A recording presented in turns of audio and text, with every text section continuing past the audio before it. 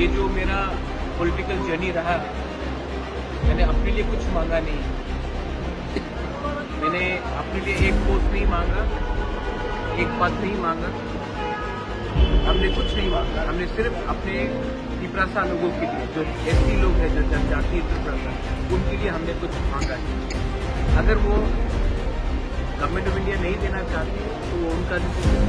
अगर वो देंगे तो हम वेलकम करेंगे, अगर नहीं देंगे तो हम ऑपोजिशन में हैं और हम जानते हैं कि ऑपोजिशन क्या कर सकता है, तो हम ऑपोजिशन का काम करेंगे।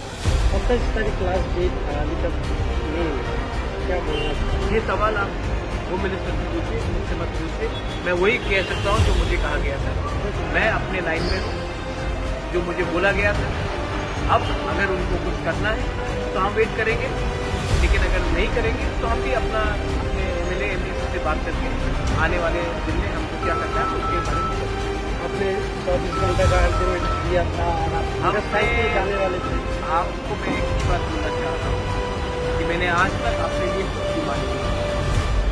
मैंने जो भी डिमांड किया है अपने त्रिपुरा के जनजातियों की डिमांड किया। अगर उनको लगता है कि त्रिपुरा का जनजाति को कुछ मिलना चाहिए तब एक्ट कीजिए। अगर उनको लगता है कि त्रिपुरा का जनजाति खुशी है तब हम अपना, हमारा व्यू अलग है, हम अपना जो हमें जो करना है उसको हम करेंगे।